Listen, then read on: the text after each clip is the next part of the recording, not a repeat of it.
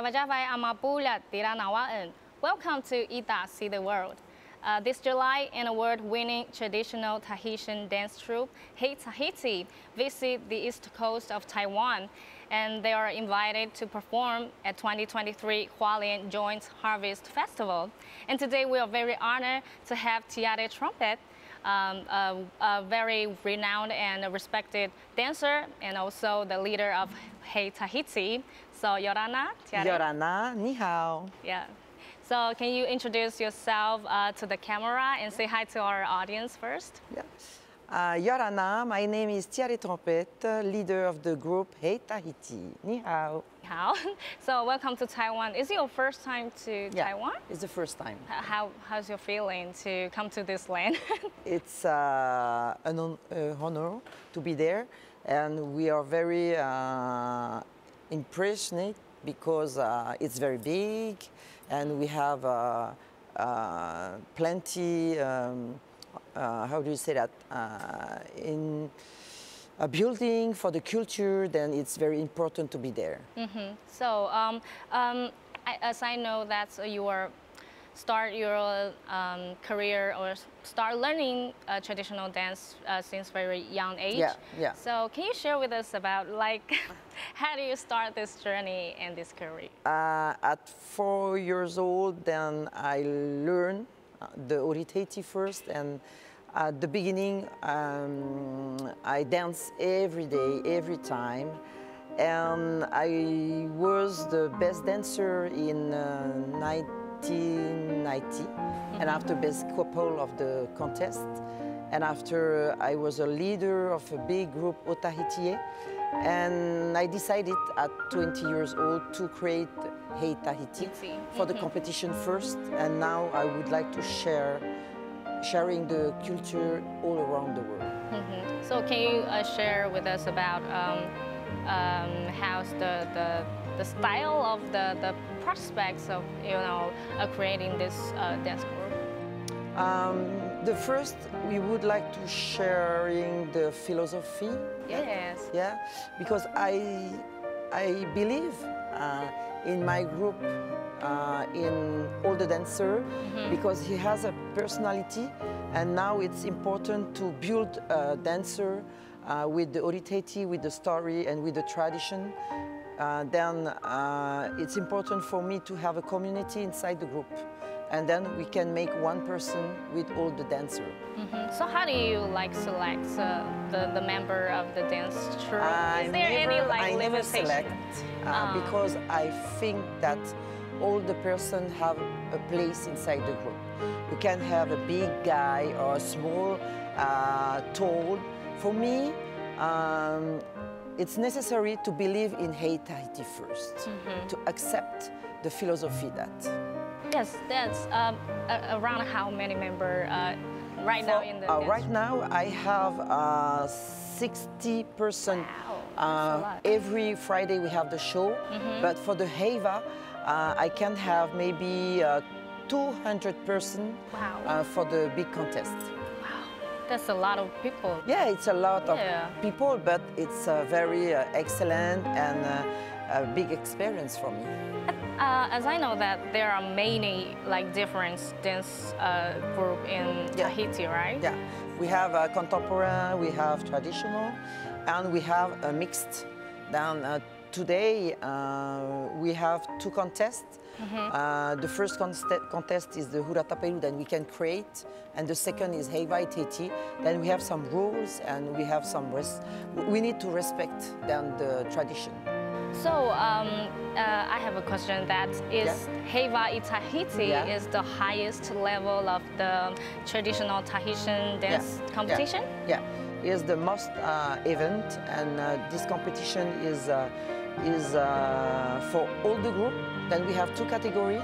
We have amateur and professional. Then you must win inside the amateur category, and after you go in the professional category.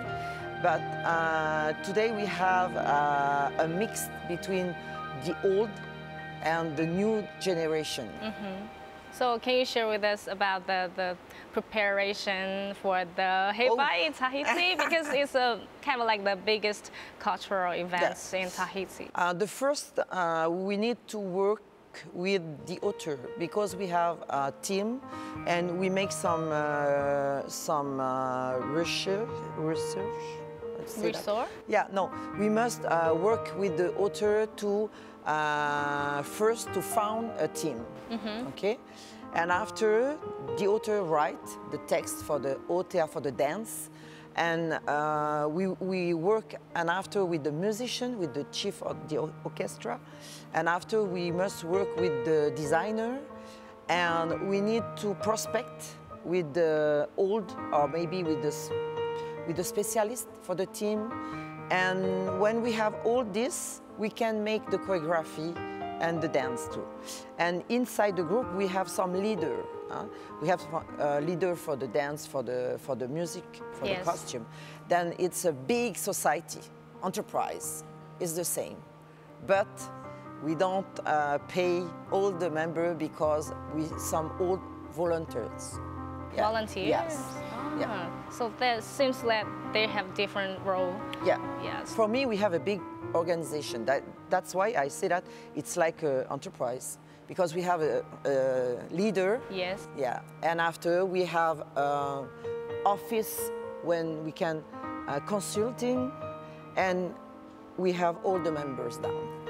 So can you share more about Hei in Tahiti? Because it's not only about like traditional Tahitian dance competition, but there's also like traditional sports and other cultural of course, it's a big event. Yes. You have then the culture, but you have the sports. Yeah. You have the va'a, the canoe. You have the traditional sports, and then it's the event who we have all the community of the island. Yeah, from the Tuamotu, Austral, Marquises, to come in Tahiti, in Faafaite, and we make the competition, all the competition, and we win. We have a lot of prize for all the members. So it seems that this festival brings all the Tahitian together. Yeah. Right. Yeah. You have some, how do you say that? Some American, Mexican, Chinese too, Taiwanese. We can open the contest for the people. They come outside, but we can have only a few persons, not too much.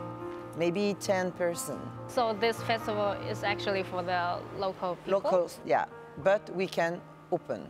So back to the Tahitian dance, as a very important Polynesian culture. Yeah. Can you share how Tahitian dance was born? Yeah, just briefly, the history. Yeah, Oritaiti first was used during the ceremony, okay? And we have the woman, then Tapairu. Tapairu is the beautiful dancer, and there are the dancer only for the big ceremony on the mare. The mare is a sit when you pray. And after we have the man. The man is like a warrior, okay? They say that Aito. And then we have two groups. And sometimes we have together some dance very sexual, okay? But when the missionary arrived in Tahiti, it was allowed. Then all the people can dance like before the time. And then we must create some dance very serious. Yeah, with a long dress, with a long dress. And then the Oritaiti was born at the moment. And after, we can realize that finally we lost the culture and the dance. That's why we can create some cultural establishment. That's it, like a conservatory, and we have some museum, we have some theater, and then we can create some dance, say more traditional, some contemporary show too. Okay, and then the Tahiti is today we can make the competition and we can make the exhibition. That's why today the Tahiti is all around the world. That we have some Tahiti in Japan, in Hawaii, and now we have a big family of Tahiti now. So in the ancient society, is everybody needs to learn a Tahitian dance? No matter whether which status you are. No, you can dance if you are at a level of the community. Okay, then the people are not obligated to dance the Tahiti. Before and now too, but we learn at school the Tahiti for the children. So there's a lot of like Tahitian dance school right now in Tahiti? Yeah, we have a lot Tahitian dance school now. We have a lot, and we have too a lot of young of children. They would like now to dance, to make the music and to sing too. Yes, and that's very important for the future generation. Yes, and since you're like Tahitian dance, you need to sing Tahitian songs and music. Traditional song. Yes, and but because your like official language is French, and how do you learn Tahitian language, no matter different age? Yeah, first we learn the language Reo Tahiti, Reo Pomtu, Reo Maohi inside the family first. And after we have the school, and after we have the Heivatu to create and to learn the language. So for you, Tahitian dance, what's the meaning of Tahitian dance for you personally? The story, the tradition, and the memories of my parents and my grandparents. So you learn from your parents and your grandparents. That's cool. And can you just briefly introduce the basic movements of Tahitian dance, like you have female the step, and male? We have the step, the first step is the Tahiti Tamo, when you move your hip swinging? Yeah, okay. And after, for the boys, we open the legs. This is the Paoti, the Tahiti Tamo, Paoti. And after, for the girls, we have the Fa'araku, when you turn, make some circle. And the boys, we have the Taparuru. We have a lot of steps, but you must respect the step, the traditional step first, and after you can use the step and create some modern steps. And as you mentioned that there's Otea and also Aparima, so there's a lot of like different categories. Yeah, it's two different categories. Yes. We have the Otea with the percussion, with the music, and the Aparima is on the music with the guitar and the ukulele and the kala. Yeah, we don't separate that, because for me it's important to tell the story by the Otea and the Aparima. It's different for the dance, then we need to work together for the signification of the story. So, so the drummer is also the kind of the key person of the whole performance, right? I mean the music. The musicians. Yeah, because inside the show that we have the music, and the music give the basic for the story of the show. Then if we have only the dance with the hand, with the movement of the body, we need the music, because the music give them the rhythmic and the energy of the show. Can you share with us about some music instruments? Yeah, it's necessary to share the traditional music. because all the story of the music have memories of the story inside, and you must use the traditional, and after we can create. And so, as you mentioned, that guitar and ukulele is kind of like the foreign like in musical instruments. It's come from other countries. Yeah, the ukulele is come from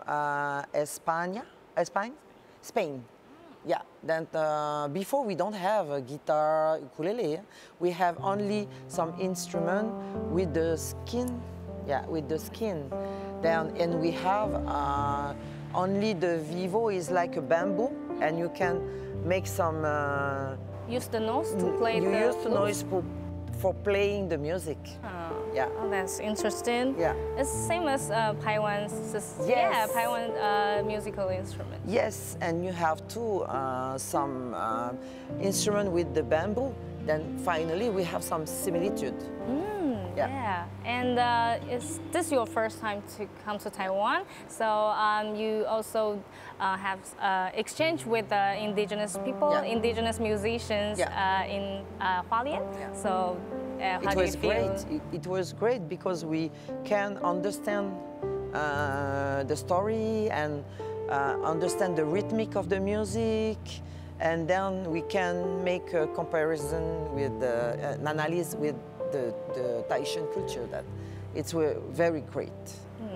And how Tahitian dance, just like you mentioned, that Heiva is not only in Tahiti. Yeah, we have the Gura Tapairu. Yeah, you know, the and competition too. also in other countries. So how Tahitian dance strengthen the connection with Austronesian countries? Is the story is the migration that, okay? Because finally, when you know the migration, you build a culture by the navigator, okay? And then we have now some sister and brother inside the culture.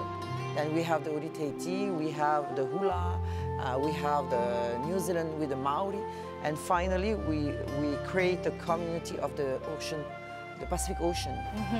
And I think that's Hei Tahiti. You come to Taiwan. Yeah. It's an amazing, encounter. Yeah, because for the group is the moment for create some new community maybe. Because with the migration, maybe we have a brother and sister in Taiwan, maybe. Yeah. I believe that you have found your brother and sister here in Taiwan. And thank you so much for your sharing today. And hopefully bring more exposure to it, and so that more people will willing to learn Tahitian dance. Thank you so much. Thank you so much, Maru. Thank you.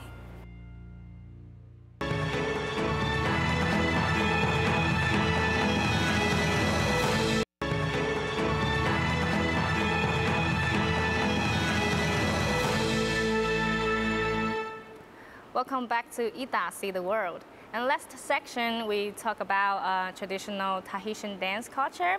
And right now, we are continue to know more about different aspects of Tahitian culture. And today, we are very honored to have amazing guest from Tahiti.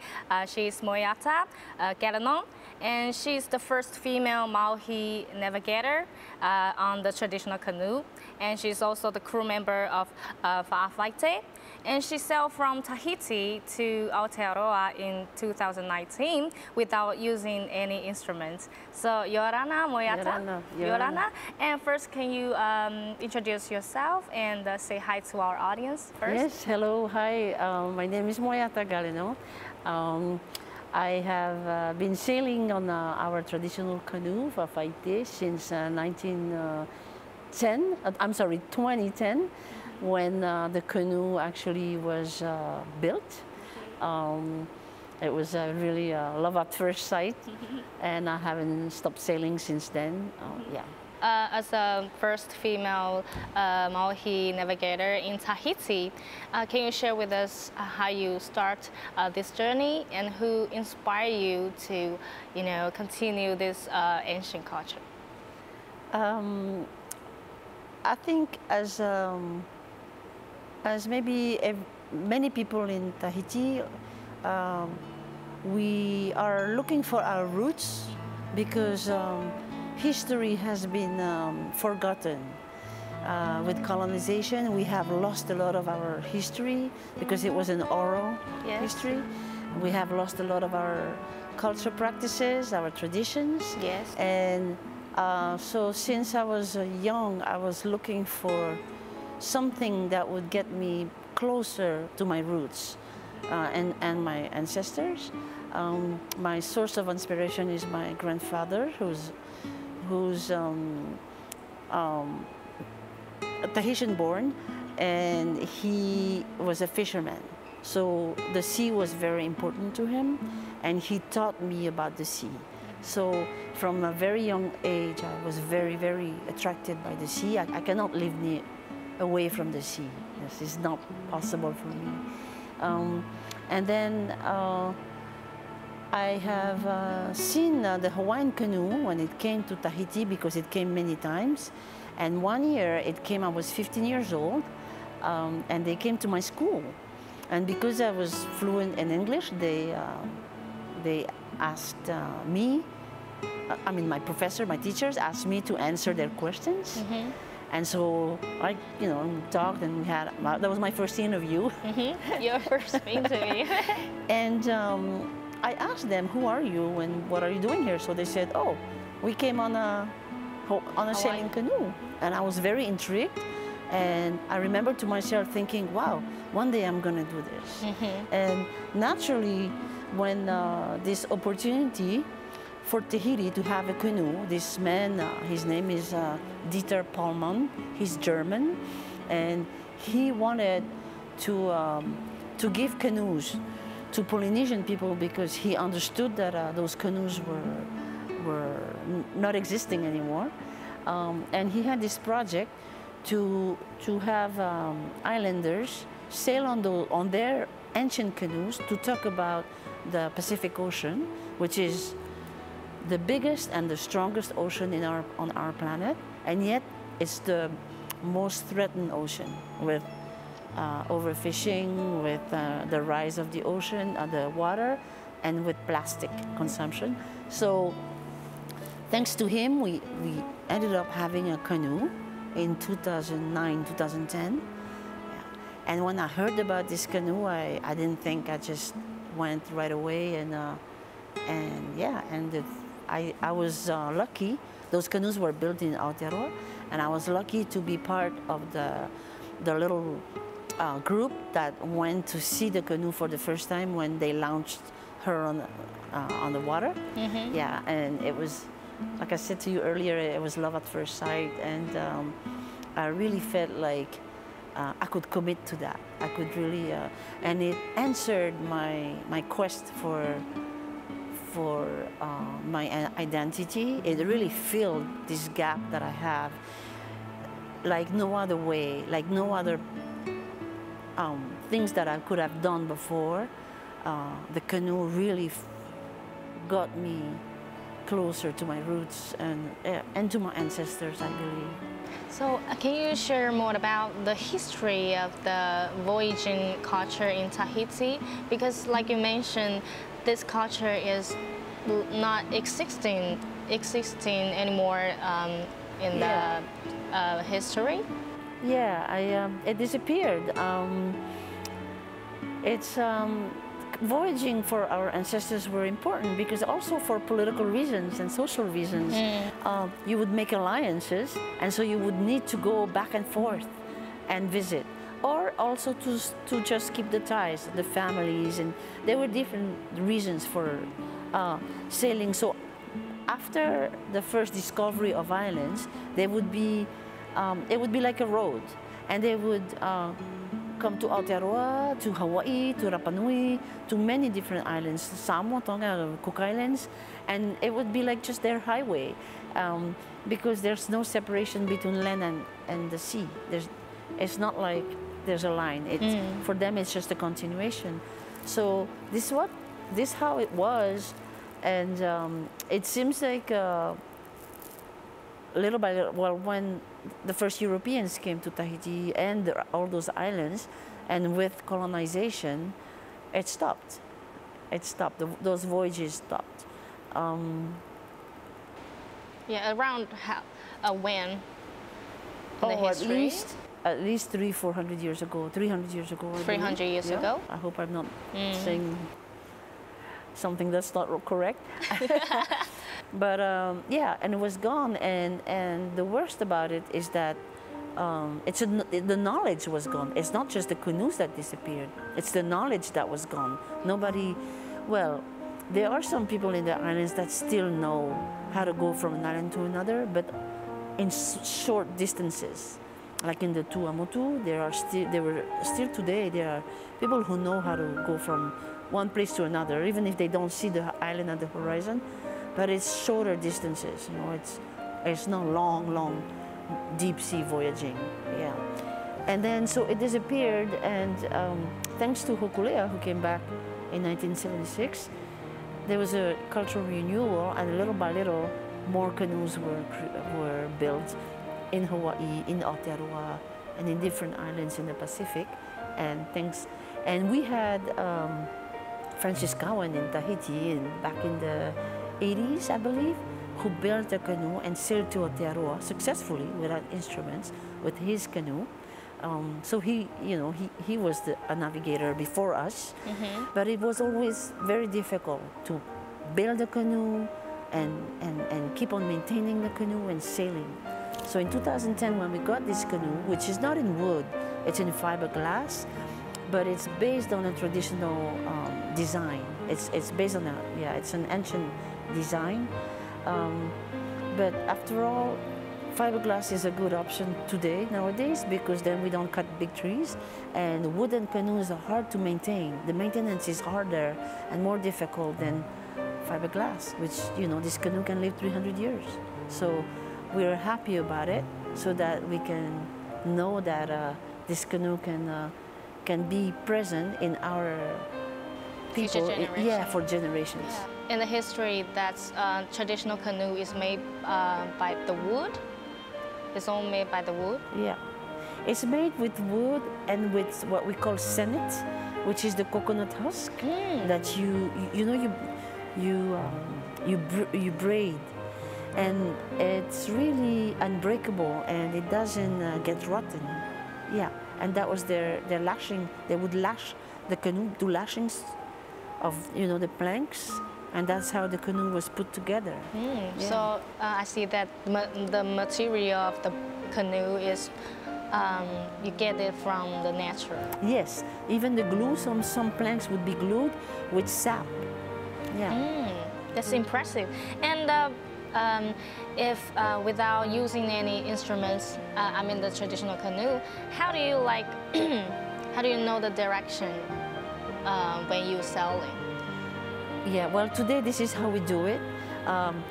We know how to do it, but not like our ancestors, because I believe our ancestors would do mathematics without knowing they were doing mathematics, or trigonometry without knowing that. And we believe that they were way more experts at sea than we are today. But what we do today is that we know where the island or the place where we're going. We know the direction from Tahiti. Let's say we're going to Aotearoa. We know from Tahiti where Aotearoa is and the distance. And so we are gonna study, first of all, the map, because when you travel, you have nothing. No instruments means no notes, no maps. Yeah, so you have to have the map in your brain. Everything. And then the sky, all the stars in the sky, and the moon, and the cloud. You need to understand and to know and to remember where they're gonna rise and set.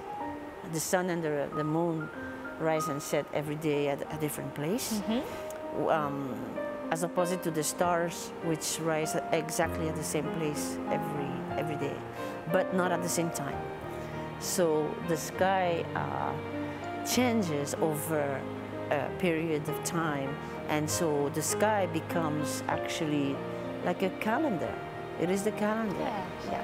Because a star that rises today, let's say at 6 p.m., will be rising a year from now at 6 p.m. again. 6 p.m.? Yeah, so by the time it comes back, a whole year has gone through, yeah? So it is like a calendar. Yeah, and it is considered like a calendar. And you also, like the navigator also named the stars, right? Yeah. There's, well, you have to identify them. They are star names. And to know where they rise and set. And you would measure, you would position yourself depending on where they are. Mm-hmm. Like, let's say today is the equinox and the sun, which means the sun will rise exactly on the east. If you're going north, the sun must rise on your right. Yes. If it's rising in front of you, you're not going north. That's how you direct yourself. And you can do the same with the dominant swells during the day. When the sun rises, you can look at the dominant swell and see where it's coming from compared to where the sun is rising. And that gives you this angle that you must keep the whole time until the sun sets. And then when the sun sets, you can measure it again and see if you have been on the correct track or not. And then you can correct your way. You also, of course, the wind, but the wind is difficult because when the wind shifts, you have to understand that it's shifting. Whereas usually the dominant swell is here for a little while. You use the weather, you use the moon, you use the clouds. The clouds tell you the clouds' color. The clouds' color, and also their formation and their. They tell you so many things. They can tell you if what the weather is going to be like in the next 12 hours. So you usually look at the clouds on the horizon in the morning and at night. Then it'll tell you what kind of weather you will have that night, in the morning, what kind of weather you have. And if you have clouds at the horizon that really don't move, everything else is moving, and this cloud, it's usually a cloud over the mountains. Yeah, because the earth heats faster than the sea, and it makes a condensation, yeah? And so you have those clouds that stays on top of the mountains. So sometimes, you know, if you're expecting an island to be not so far, you're almost there, and you see this cloud, and it's just not moving. Yeah. For hours, even for days, it's not moving. Chances are the island is right underneath. Yeah. Oh, there's so many knowledge, hide in the nature. Yeah. Actually, that's that was the beauty of it, is that our ancestors have observed for generations. Yeah. And I believe the observation was very, very acute. So every little thing, even the feeling of, the air on you, or the temperature of the sea, the color of the sea, everything. It's not just what you see, it's all your senses. And to learn, you have to just be out there and observe. Don't talk. Just see and hear and listen, yeah?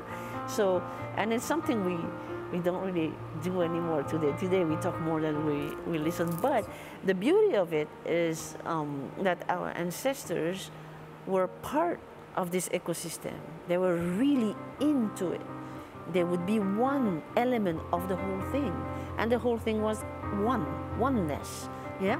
So it is something that we are working every day on attuning the observation. It's got to be very, very, very, and so it's like going to school every day, actually. Yeah. Yes, the seas, the school, and the mountain, and the weather, and the nature is our teacher, I believe. Yeah, definitely. And I would like to know that in the ancient time, does everybody sail the traditional canoe, or only the men? Yes, well, it depended on the trips. Women would sail if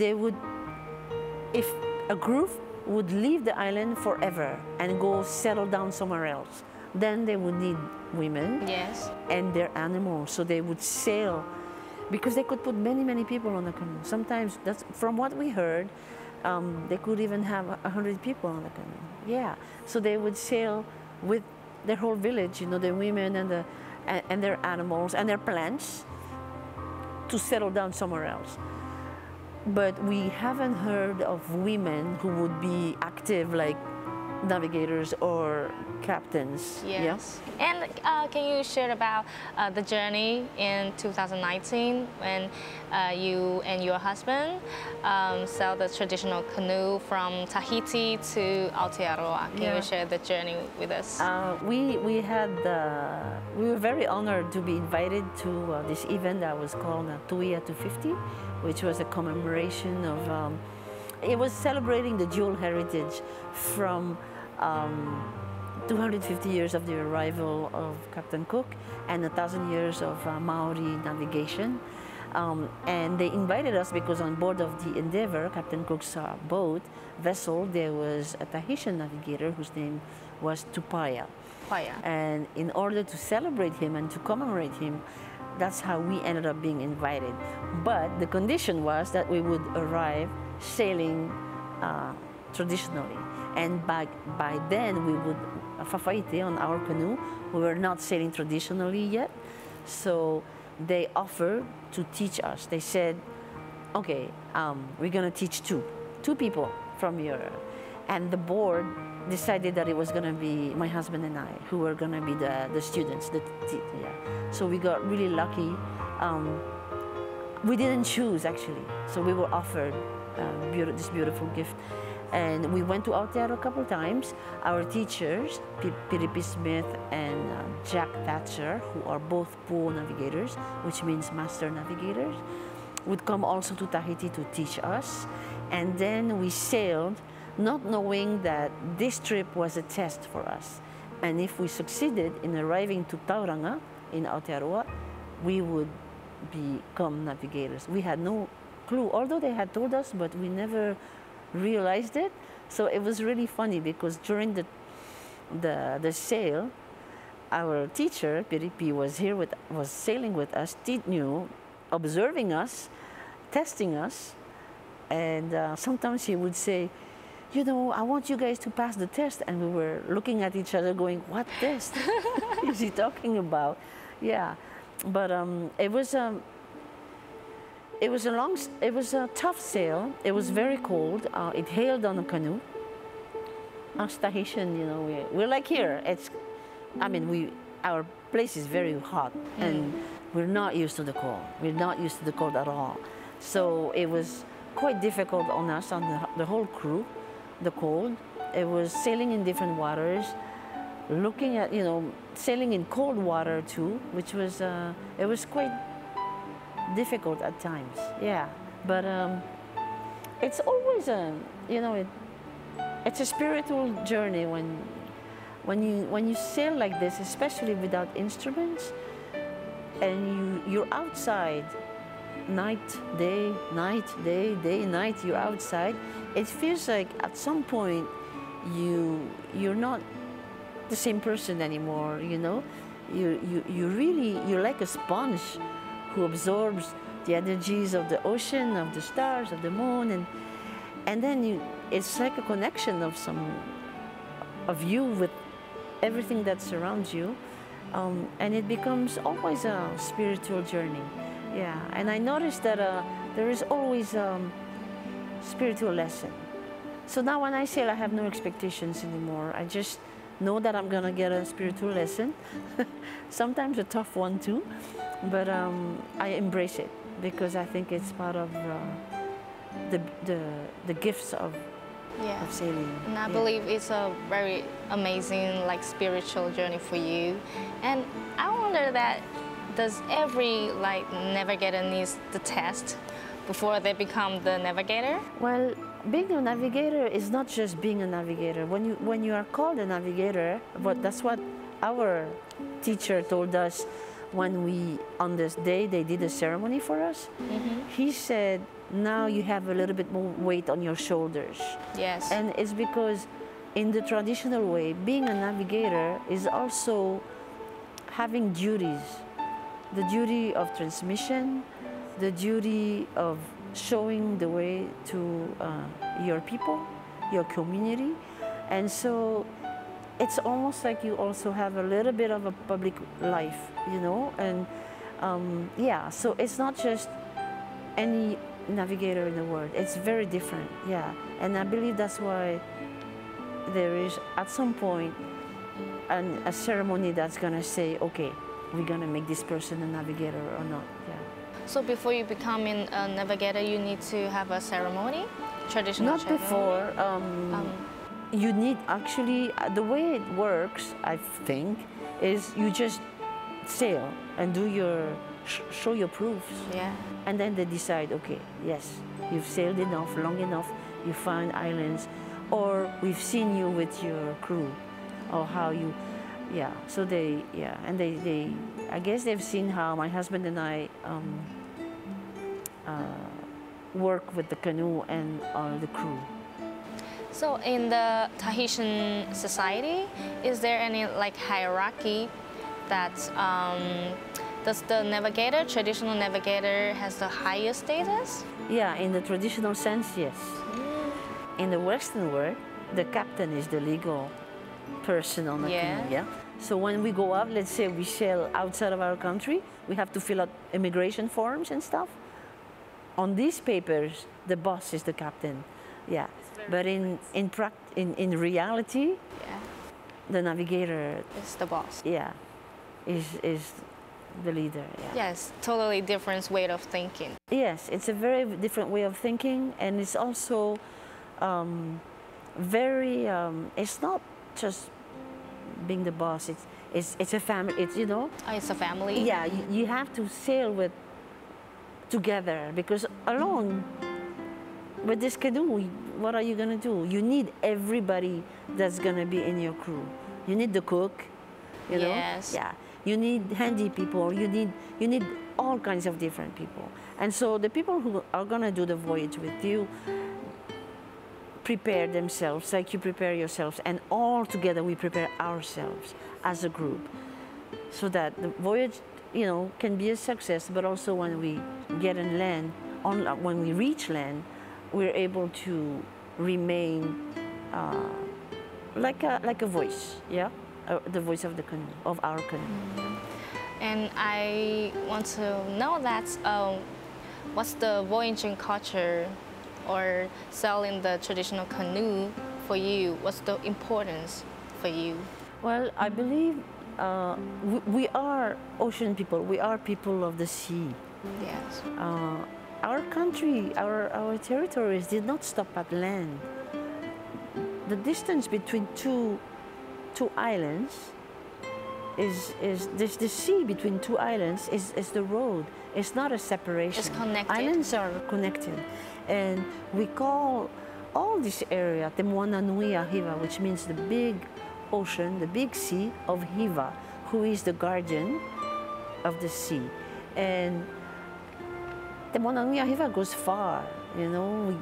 We come from Taiwan, and then there was this migration, arrived in Tahiti, sailed to Hawaii, to Rapa Nui, Easter Island, to Aotearoa, and then we have this Polynesian triangle. But this Polynesian triangle is not a triangle actually, because we arrived also in South America, we arrived also in North America, and now it's been proven these days, you know, with we're all connected. All new discoveries, that recent discoveries, that oh, maybe there's a connection. Of course there's a connection, because we have, the ocean is, you know, it's just our second nature. And I believe that all those skills that you learn in observing made our people understand certain things, certain realities. But what happened is that they brought all this understanding on land and built their society upon this experience and those values. And you have many vocabularies from the canoe that is used on land, because it's very linked, and it's this all this understanding, that was used to create even the political organization of our country, and now we don't sail anymore. So if we don't sail anymore, and that's the sea and all this knowledge is where we come from, then there's a break, and that's why, to me, I believe it's very, very important to come back to this, because it's your basis, it's your foundation, and the foundation has to be there for you to decide what you want to do in life, But yeah, and also, I believe it brings back self-esteem, and I believe that many of our youth lack self-esteem. Yes. And maybe navigation can be a solution in that sense. Yeah. Yes, because like you mentioned, every indigenous youth, they have to find themselves, the self-esteem, and also the self-identity. Yeah, and I think that the navigating, the voyaging culture could be one of the way to find themselves. Yeah. But I believe also that it's the time to excuse ourselves to be who we are, or the time, it's gone this time. Today, all of us, you're all indigenous people, we have the right to say, this is my beliefs, this is my traditions. Yes. And it works. And it works in my life, and it works in my society or for my community. And we can start from there and keep traditions going. And we think it's important, and we don't have to explain why, because this is it, And I think today we have the right to say this. We have been apologizing for so many years, And so that's it now. And I believe that navigation makes us stronger about this, because we talk from experience. We don't talk because we read in a book. We talk because we have lived this, yeah? And that's how it gives you more self-esteem. It's because you have done it. Like we say in Tahiti, you need to put your hands back in the ground, meaning you need to do the work, so that you understand things, and then you can talk and stand tall on your feet. You have to live the culture instead of learning from the books, right? Yes. Yeah, and since your first time to Taiwan, because Taiwan is also an island, and we also have indigenous peoples that live in the east coast of Taiwan, and also Orkney Island, our Dao people, and they also have the voyaging culture. So there's many similarities between Tahiti and also Taiwan. Why? Yeah, that's why we're here. That's why we're here. And it was, for my husband and I, it was very important to be here. And I hope one day we can, bring the canoe is going to be a big project, but at least if we can bring our crew at first, and who knows, if we can bring the canoe, it would be even greater. But we're here because our history started here. Yeah. And now we understand that actually there's the same situation here. The knowledge of navigation is gone.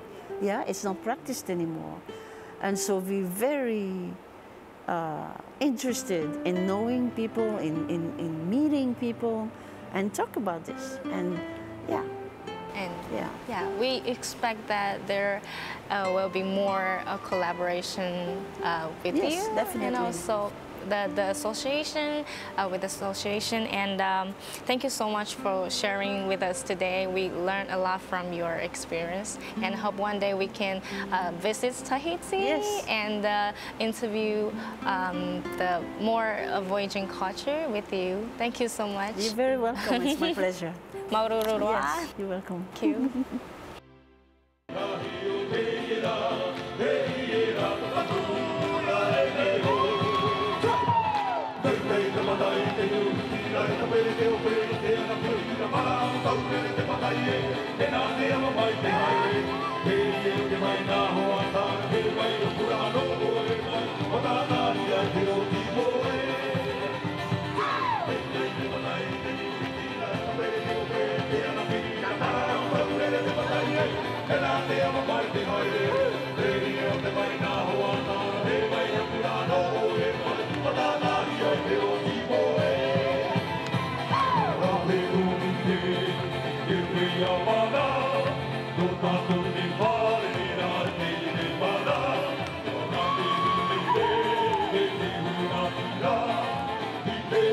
Ura